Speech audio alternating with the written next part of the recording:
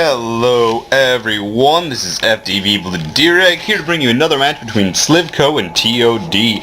Slivko, of course, as the blue Zerg in the top left, and ToD as the red Protoss in the bottom right. Last game on Mammoth, ToD was just overrun by the mutiling of Slivko. Let's see if he can turn it around on Bel'shir Vestige. Now here's an interesting note for you. When I get these replays, I'm assuming they're in Russian. Like every single one, it's like, okay, what's the map name? And I'm like, that is not it. I don't even know what that is. Because here's the thing, I have some background in some Asian languages. I say some because there's actually quite a few. But at the very least, I can often recognize some common elements and say, oh, well, that's related to that, so I can figure it's from this sort of geographic region. No, this I have no idea what it is. I'm going to assume it's Russian. Either way, we will be seeing Forge Fast Expand out of ToD, much like last game. He's sort of got a much nicer place to do it this time. I did not agree whatsoever with his Forge Fast Expand from the last game, but I mean, I'm only a gold player just starting to fight platinums. Hopefully my MMR has improved to the point I will make platinum.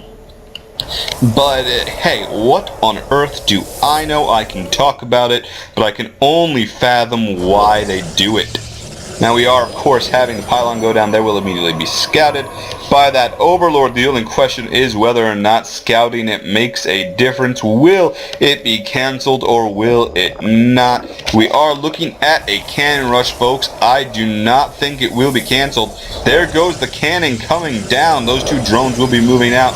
Only question is whether or not they are going to be able to do anything about it. Those two cannons, oh, at least one of these is going to complete. We all have spent a considerable amount of minerals, though, on this, so that might be a problem for ToD. On the other hand, it's already done. That natural probably is going to fall, in my opinion. I'm not really sure how he could save it. He does sort of need another pylon there, though. Once those lings come, they will finish off the pylon fairly quickly. But nope, there is the cancel, so it did its job at the very least. And of course we do have a patrol here. We'll be denying the third. And we do have cannon and Nexus coming down. He is now definitely ahead. Oh, is he ahead of Zerg? No, Zerg does get the expansion down before him nonetheless, in a very awkward location, but one that is not going to be scouted by ToD. Of course, he might have an inkling that it is there, or he might not. Maybe he thinks he's forced his opponent into a one-base strategy. Probably not. Knowing these players, they are just better than that. They are crazy good. Grandmaster level, you gotta love it. Either way, we're going to be continuing on. We do have another pylon coming down. Oh, sneaking that in, you sneaky devil, ToD. That pylon, that means that those cannons are much harder to take down. All of a sudden, though, he spots that drone. Where's that drone going? All of a sudden, oh, the lings there are going to try and deny the scout, but it will not happen. We are going to spot this hatchery. He knows what's going on. He's going to try and make a run back. Will not happen. That queen probably will not take it out. Never mind, you just missed your chance, lady. Too little, too late, and this little thing here will continue to stand just to basically outpost Protoss in the land of the Zerg. Now the question, of course, is whether he does continue to cannon rush. Will not happen, or whether what he's going to do with this is the question. By putting that pylon down, pretty much says he has plans for this, but he won't have Warp Gate for quite some time. So I just sort of am curious what he plans to do with it. Don't know why I got quiet there all of a sudden, but I did. Either way, we are going to be seeing that the Zerg does have a worker advantage over the Protoss and a supply lead. Quite the supply lead. In fact, most of that, though, is queens and drones. Basically all into economy. My mouse froze. Ignore it. I certainly will be. Oh, silly me. Either way, there we go, and we are going to have these queens going to be beginning to creep spread, sort of an awkward location because the main base will not be connected to it. Infestation pit already coming down though. Oh my gosh, how the heck is that even possible? I've almost never seen that. No roach warren, no baneling nest, nothing but swarm host perhaps, or infester. I'm thinking swarm host, maybe a 2-base swarm host play. I've never actually seen that executed. My friend SKD, recently promoted to officer of FTV, give him a round of applause, actually has done a pretty fascinating 2-base, or I think maybe it was a 3-base swarm host Nidus play. I don't really know how to describe it, but there indeed are our swarm hosts. I really need to pay more attention to this. I'm just not used to it. Practice makes perfect, folks. Practice makes perfect. Either way, we do have forces moving out across the map. There isn't really much to defend this right now. Just a couple of queens who will, of course, be there. The question is whether or not they engage or just run away. Now, 2 queens should be able to take this out with those, just barely with those reinforcements. There, as that zealot does engage that, will be trying to keep those alive as much as possible. He is going to be trying to kill those, but those lings not going to let him do it. The only question is whether or not he can save either of those stalkers. One of them definitely does die, and the swarm hosts have been revealed. He needs to get those zealots out of there. They're fighting, they're giving their lives for ire, but their lives are being given for nothing. Either way, the swarm host will now be taking out this little emplacement here. Not much that can be done about it. Are we seeing Dark Shrine and Blink on the field? Do not know if this is the right choice. Does he have a robotics bait down or any way to detect at all? I guess he's just going to have to go all in and hope his opponent can't deal with it.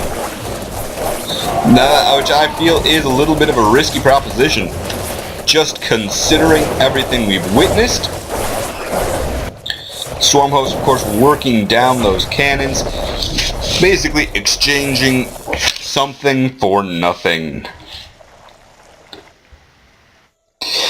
Either way, this has been revealed, probably to be a 2-base all-in with, yep, there is the Nidus worm. By the way, have you noticed those, like, it's the mouth, I guess, of the Nidus worm? Look at that. Although, now, here's the thing. You know what? I'm not even gonna say anything. I'm just not. It is not polite company.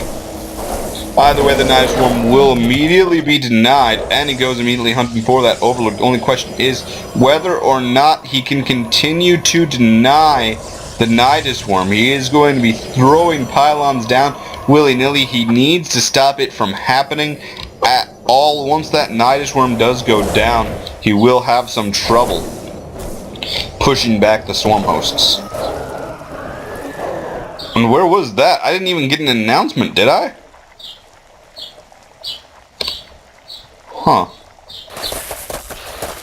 Well, let's go to Structures tab, which a Nidus worm is. I could have sworn it showed up on the Structures.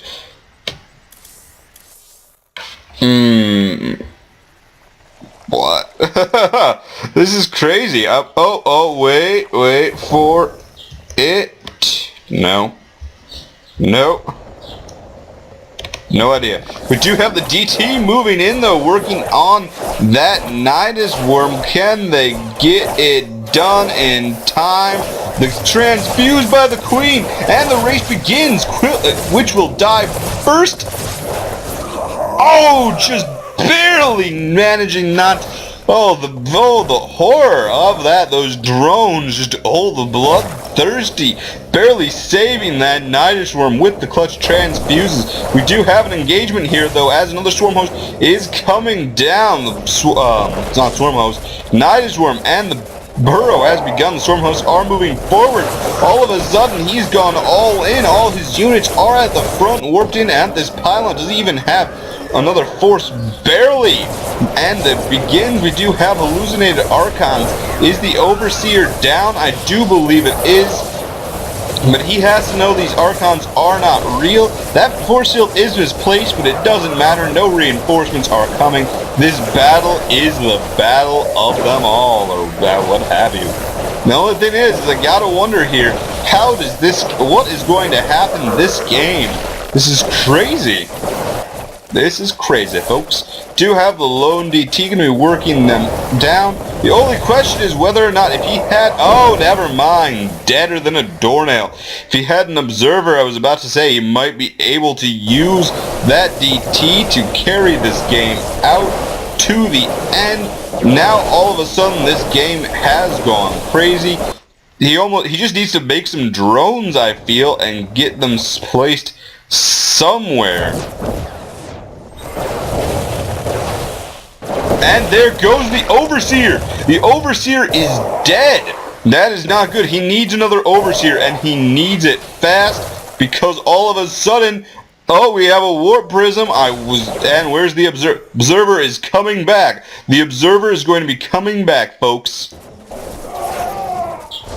And we have another base going down there, but once the Observer comes back, there will be nothing to stop them from slaughtering these Swarm hosts. But the Overseer is there! Oh gosh, clutch Overseer.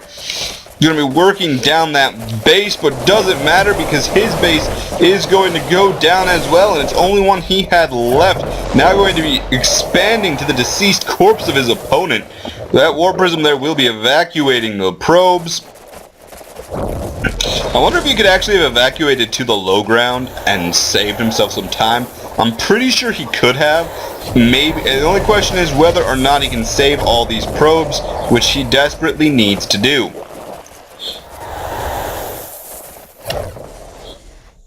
They will, of course, begin mining immediately, and the only question is now what's going to happen. We're going to lose this Evo Chamber, definitely. He has no tech structures, so even though Protoss is going to be losing everything he has here, he is still going to be in fantastic shape as the only person with an income, and quite an income too, managing to save a lot of workers from that. Now the only question is does that matter, because this army from Slivko is basically invincible, or as of yet there actually is an observer on the field, but it doesn't matter if you can see the swarm hosts if you can't stop them. The way that DT going to be working down these structures here, I am almost 90% certain. No, he has not been revealed, but he only has 3 structures. He only has two structures. The Evo Chamber is down. All he has left is this hatchery, and that hatchery has been spotted. Oh my gosh. He knows everything that's going on in this base, courtesy of the Observer. Oh my goodness gracious. And a Stargate with the Void Ray completed. Nothing can be done to stop him now. And oh goodness gracious. GG from Slivko, and the game is over, and what a game it was. Whew. Game 3. Tiebreaker match.